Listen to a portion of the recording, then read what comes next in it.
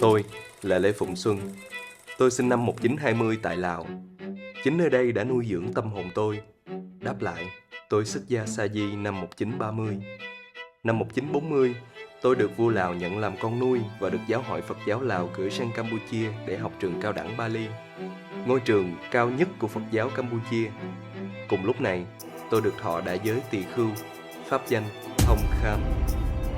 Vào năm 1942, tôi vừa thi đậu bằng tiểu học tiếng Phạn, nên được quốc vương Lào mời về Viêng Chăn nhận bằng và dự lễ khánh thành chùa Ra Keo. Đây là buổi lễ long trọng, được chính tay quốc vương cấp bằng. Tôi đến Viêng Chăn bằng tàu hỏa, hành trình dự kiến là 3 ngày. Tuy nhiên... Chào sư, sư khỏe không sư?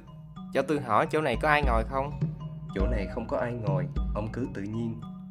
Vậy hay quá. Tôi luôn hâm mộ Phật Pháp, nay có dịp ngồi kế sư. Không biết sư có thời gian không? Tôi muốn hỏi vài vấn đề. Tốt quá, ông cứ hỏi. Vâng, chuyện là không biết tại sao Đức Phật lại tên là Phật Thích Ca. Xin Ngài vui lòng giảng dạy Phật Thích Ca ấy là tên, họ hay danh hiệu, hay là tên được người ta đặt? Đáp lời ông, tôi xin giải thích nghĩa chữ Phật Thích Ca Mâu Ni. Thích Ca, Sakya là danh phái của Phật lúc còn tại thế. Mâu Ni, Muni là thông thái. Phật có nghĩa là người giác ngộ. Nên tên Phật Thích Ca ấy chẳng phải tên, họ hay hiệu của Ngài. Người đương thời thường gọi như thế vì Ngài thuộc về dòng Thích Ca. Dòng Thích Ca là giai cấp vua chúa. Thời ấy ở Ấn Độ chia ra nhiều giai cấp như Bà La Môn, vua chúa hay quý tộc, thương gia, người nghèo. Dòng vua chúa là sang trọng nhất thời ấy, nhưng Bà La Môn là dòng hạng nào cũng phải tôn kính, vì người thời ấy cần phải cúng tế nhờ tới hạng tu sĩ là Bà La Môn. Thưa sư, vậy Đức Phật tên thật là chi? Họ gì? Xin sư vui lòng giảng dạy lịch sử Phật cho tôi rõ. Vì tôi hâm mộ tu Phật mà không hiểu rõ lịch sử Đức Giáo Chủ của mình thì thật hổ với tiếng Phật tử lắm. Họ của Ngài là Gotama, âm là Cồ Đàm. Tên Siddhartha, âm là Sĩ Đạt Đa, nghĩa là vạn sự như ý. Tại duyên cớ sao mà lại đặt tên là vạn sự như ý? Vì vua cha Phật, Đức Tịnh Phạn Vương đã già rồi mà không có một con nối ngôi, nên đêm ngày mong mỏi có được một con trai, sau sanh được một con trai.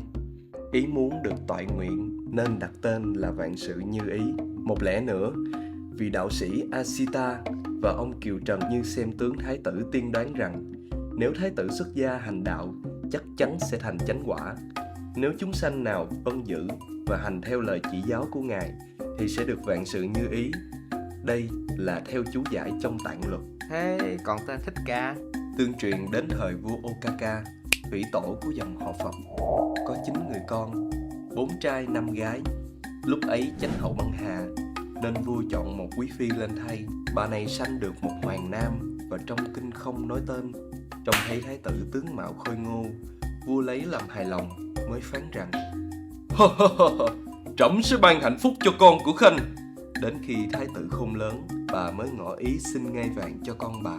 Vua không bằng lòng, nhưng bà vẫn tha thiết xin, nhắc lại lời hứa của vua ngày trước và thêm rằng sự ban thưởng xứng đáng nhất là ngai vàng, vì đó mới là hạnh phúc thật sự. Vì muốn giữ lời nên vua phải đồng ý.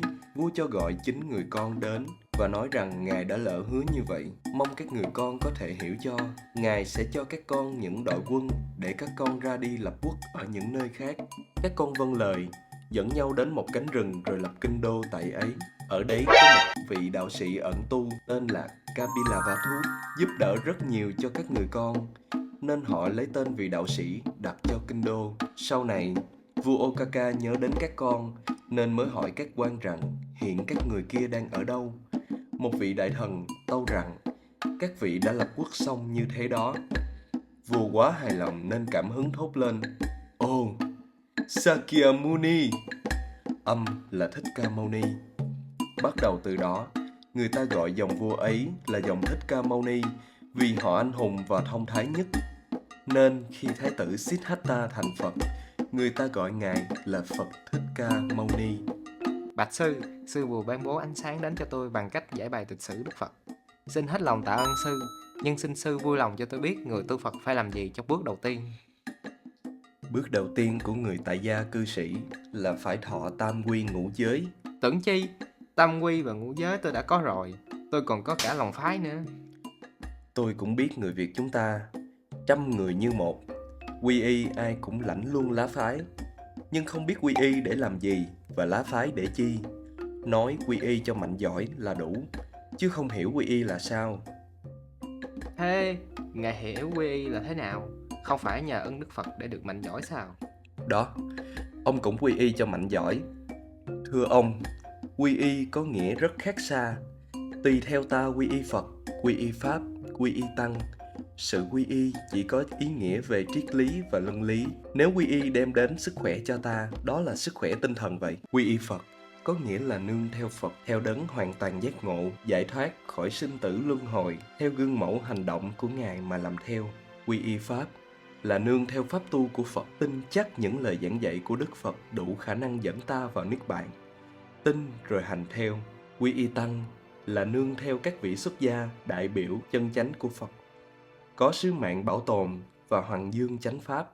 Nói tóm lại là người cư sĩ phải nương theo ba ngôi quý là Phật, Pháp, Tăng, rồi thọ trì ngũ giới hay bát quan trai giới tùy theo đức tin của mình. Trong khi sinh giới, ta phải hết lòng thành kính chú tâm vào lời truyền răn của vị đại đức thay mặt Tăng và Phật truyền cho ta. Vậy, theo lời ngài dạy thì cần phải khẩu truyền tâm thọ, hành theo mới được, chứ lãnh lòng phái không ích chi hết, phải không sư? Theo thiện kiến của tôi thì là vậy. Theo ý tôi, nếu Đức Phật có ai lực có thể làm cho chúng sanh khỏi khổ, cũng phải có ai lực phần nào chứ. Đành rằng Đức Phật có ai đức vô biên, nhưng Ngài không thể ban cho ta sự an vui nếu ta không thực hành theo lời của Ngài dạy. Thật vậy, nếu mình đói thì có người mang cơm cho mình ăn, mà không ăn thì làm sao mình no được. Phật là người cho cơm, cơm là Pháp. Mình đang đói, tức là chúng sanh đang đói Pháp. Bản thân ta không dùng cơm, chúng sanh không hành Pháp thì Pháp có diệu huyền đến mấy cũng không cứu được. Vì vậy Phật dạy rằng Ngài là vị hướng đạo, chứ không phải là người giải thoát. Chúng sanh phải tự mình giải thoát bằng cách hành theo Pháp và noi gương Phật. Nếu thế thật thì Đức Thế Tôn ích kỷ lắm. Tại sao ông lại nói vậy? Vì Ngài không tế độ chúng sanh, không ban phước cho chúng sanh. Đức Phật từ bi vô lượng, hết lòng lo tế độ, không bỏ lỡ cơ hội nào để tế độ, nhưng Ngài chỉ có thể tế độ những chúng sanh có duyên cùng Ngài, nghĩa là người ấy nghe theo và làm theo lời dạy của Ngài. Ngài là người hướng đạo tài ba, biết rõ các đường lối, đường nào có hầm hố thú dữ, yêu tinh, đường nào bằng phẳng, hiền lành yên ổn, Ngài biết hết. Ngài đứng ở ngã ba đường, chiếu ngọn đèn từ bi, hướng dẫn người qua đường, bảo rằng đường này an vui, đường kia cam go hiểm trở. Chúng sanh tự do chọn lựa, chứ không ép. Sư nói vậy, lẽ nào sư quên chuyện có một lúc Đức Thế Tôn tế độ cho ba anh em ông Uruvela Kassapa? Sư dạy vậy mâu thuẫn với trong kinh rồi chăng? Sở dĩ Đức Thế Tôn tế độ ba anh em ấy là vì Ngài biết rằng ba vị ngoại đạo ấy có duyên lành đắc quả, nên Ngài không màng cực nhọc và không chấp sự khinh khi của ba vị ấy. Đây là để chỉ cho ông thấy rõ lòng kiên nhẫn và sự từ bi cũng như hy sinh của Phật. Trái lại, Ngài không thể tế độ cha của vợ Ngài, vua Subhabuddha, ông ngoại con trai Ngài, vì Phật biết rõ vua ấy không có duyên lành. Thậm chí dòng họ Ngài bị Thái tử Vittudabha tru diệt, Ngài cũng không can thiệp, đành để cho duyên nghiệp thanh toán theo luật nhân quả. Ngài dạy thế nghe cũng có lý, nhưng tôi ví dụ chuyện này, có một người bị té hố sâu không lên được. Lúc ấy có một vị đại đức đi ngang qua hỏi, Bần Tăng thấy người bị nạn như thế, Bần Tăng thương hại lắm, tại sao người lại té thế? Hồi trước Bần Tăng cũng té như ngươi tại hố này, rồi Bần Tăng leo theo đường kia mà đi lên. Vậy ngươi hãy ráng leo theo đường kia mà Bần Tăng chỉ thì sẽ được an toàn. Nói rồi vị ấy bỏ đi. Kế đó có một vị đại đức thứ nhì đi tới, thấy người lâm nạn động lòng từ bi, bèn nhảy xuống đem lên. Vậy ở trường hợp ấy, ta phải cảm ơn vị nào hơn? Theo lý luận của Ngài thì vị trước là Phật. Vậy Phật ví như người qua đường thôi, thế không phải ích kỷ là gì? Không, lý luận của tôi phải như vậy mới đúng. Nếu tôi rớt xuống hố mà không lên được, thì vị kia cũng không lên được. Nếu cố xuống thì lại toi cả hai. Vậy thôi, tôi cứ theo con đường của vị trước đã leo lên, vậy có phải hay hơn không? Vả lại, Tôi chưa muốn lên mà vị ấy đã xuống đem tôi lên thì làm sao mà được. Vị thứ hai là bậc thần thông quảng đại mà sao lại không lên được? Còn như nạn nhân không muốn lên là do duyên nghiệp của nó rồi. Nếu nói vị ấy có thần thông thì ngài cần gì phải xuống hố đem tôi lên, cứ dùng tí thần thông là được rồi. Còn nếu nói tôi là ngài có thần thông biết rõ duyên nghiệp của chúng sanh thì ngài cần gì nhảy xuống tế độ, cứ để chúng sanh trả nghiệp cho yên. Theo tôi, cứu người cũng tùy theo trường hợp, hễ gặp là cứu, không nghĩ trước xem sau thì kiểu gì cũng có hại. Như có tên trộm cướp bị cảnh sát truy nã, yêu cầu ta cho y tạm trốn. Nếu ta cho y tạm trốn thì khi bị cảnh sát bắt gặp ta bị tội đồng lõa rồi, nên trước khi tế độ phải xem người ta có duyên cùng không. Theo ý tôi, vị thứ nhất đúng lắm, vì ngài chẳng qua là vị hướng dẫn thôi. Sư nói vậy cũng phải. Xong vị thứ nhì, trước khi nhảy xuống cứu nạn nhân cũng phải thấy người đó có duyên chứ.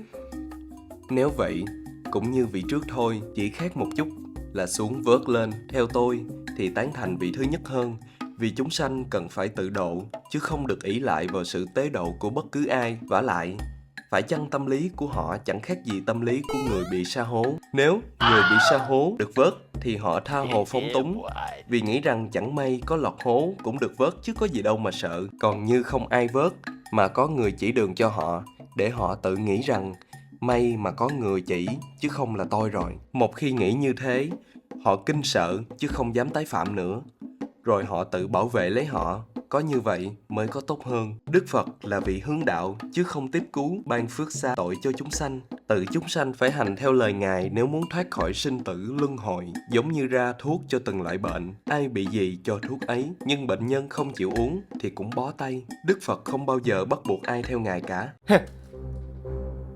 Gì kỳ á, Ngài không thấy sự mâu thuẫn ha?